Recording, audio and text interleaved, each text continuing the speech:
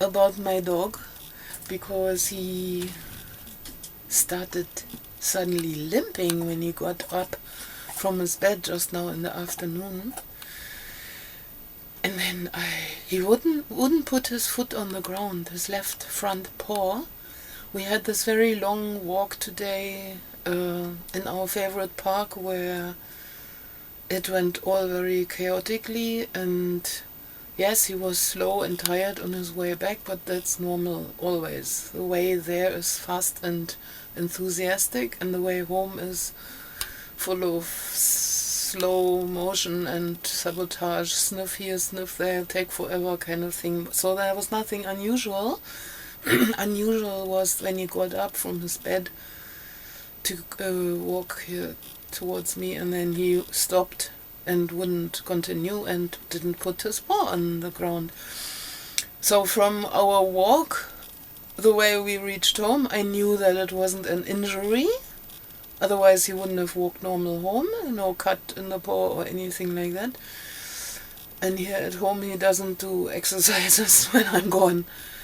So I'm happy because he's well again now, and I think he must have maybe lain in one position for too long because it was very tiring, our excursion, and not so fulfilling. Maybe that could be a muscle that cramps for a moment or fell asleep or didn't feel good, when like we can have also, nah? So what I did was apply some massage techniques that I learned, but also intuitively. And what I did, first of all, I have to give him the feeling that I'm going to help him, no? So I keep a cheerful mood, because if I start being all worried and focused on one thing on his body, it may feel like an intrusion, or threatening to him. So I keep it light, give him a good mood, not playful in a way that he must engage, because that's not his mood. He looks like slaughterhouse face. That's really so touching. And then, but I'm working basically on the trust that he can feel, okay, I'm going to help him. He can trust me that I touch, even if it's painful, because he can't tell me, is it the shoulder, is it the elbow, is it the wrist? They have the same bones, just in another proportion, right? In a different length and stretched and different, different ratio basically. But they are also muscles, bones and nerves, and very similar to us. And so I was basically relaxing his nervous system also, and his psyche, in a way that I'm not a threat, I'm cheerful. So I touch him in a spot that's familiar, like crawling his collar, basically his neck, to stabilize and familiarize. And with the other hand I was examining the paw and the foot and the elbow and the shoulder, and then he was leaning into it and feeling comfortable. Then I paused also for him to give a signal, like, is he moving away? Is he putting a foot on the ground? Is he coming closer? Is he still like frozen, or is he relaxing more? Then I did some polarity work, you can call it, where basically my right hand goes on something on his left side and my left hand at a distance on something on his right side. In detail, my right hand went on his left shoulder, my left hand on his right pelvis side. So you build a circuit and a crossover thing, so that anything blocked simply by connecting that circuit can flow, because we are also electricity in a way, and the nervous system are the cables. And from bodywork and massages that I learned and we practiced on each other during that course, I know that you can really feel it also, no? You can feel the relief and you can feel a warm flow, and so it's not some magic hocus pocus. It really does something on a physical level, like a flowing of current, simply by connecting the spots like you would do in an electrical circuit. And that way, if something is very sensitive, before I start manipulating, massaging and getting more active on there, and I don't know yet which part of the arm basically it is that's hurting, with that connecting the circuit, I don't need to do lots of manipulative work on him. I can just touch it and then feel it move and feel, does he react in a way? And that was interesting, because he did. Basically, I could feel how he was melting, how he was basically, they start to come to your face, want to lick and want to be, what do you call it? Anyway, he was signaling positivity and encouragement. And so then I started massaging off the paw, on his back, because we have this ritual after walking and taking off the harness, the collar. Then I taught him to stand there and still wait, and I give him a back massage. That initiated when he in the beginning didn't know how that he would be touched in any way, anyhow, because as a street dog he didn't know that. He didn't know any affection, and so he would follow my hand with a gnarl kind of signal and like, what's that, get your hands off me type of, and then slowly realize, oh, that's actually pleasant. And he would often start, like the nervous system would somehow overreact in the beginning, and he would start nibbling himself or scratching or like busying himself, like I have something to clean up here or something to do. And then I would back off and realize, okay, he's signaling business. I'm overloading his nervous system, overwhelming it, so that's as much touch closeness he can take.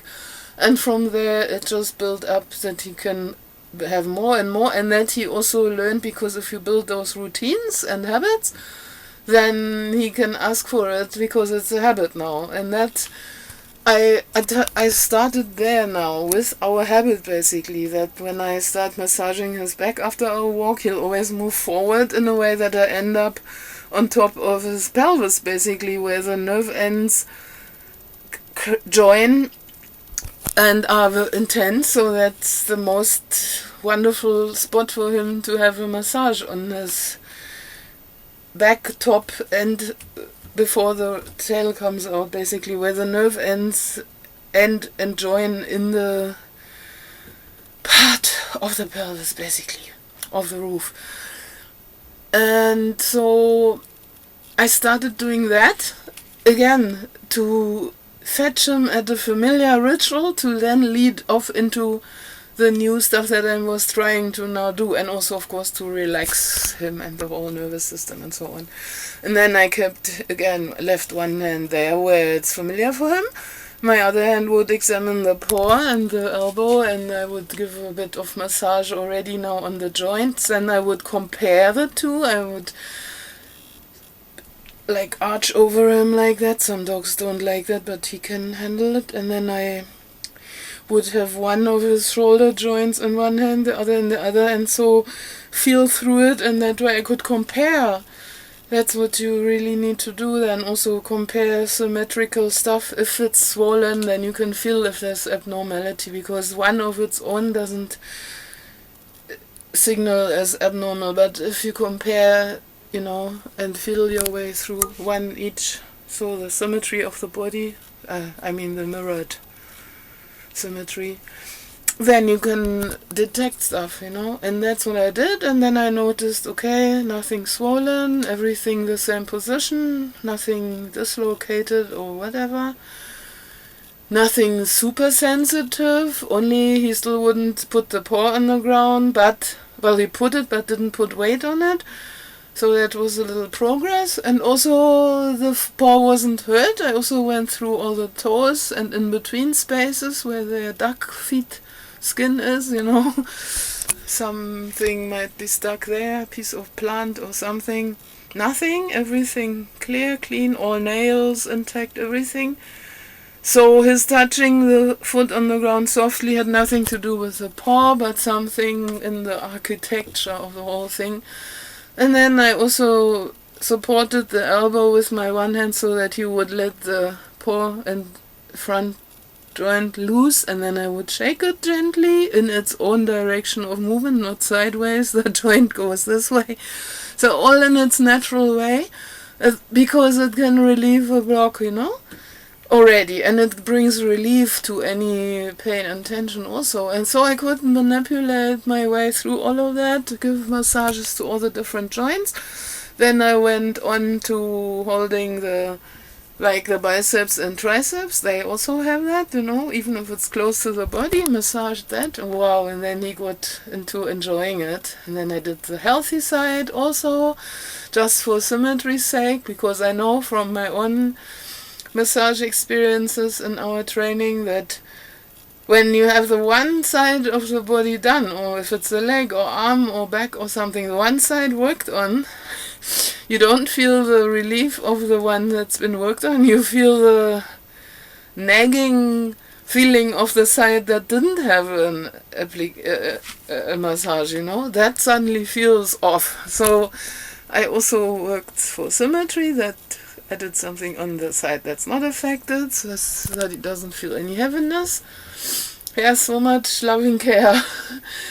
And yeah, basically, if you go inwardly, that's how I also guide my dog anyway, how I connect with them, to guide them inwardly. You throw basically an anchor from your heart or your soul into the inside of your dog, basically, and then you can guide them and feel them from within, and all the rest is just an effect externally. But I don't basically work around on the external. So basically on that, working the massage stuff also from the inner feeling, and it's amazing how that is also a connection while you are probing your way through something that may be painful for him, and then to feel how he relaxes, how he eases, and then suddenly we could walk outside to pee by the tree, as is our thing in the evening only, the long walk in the day and then the evening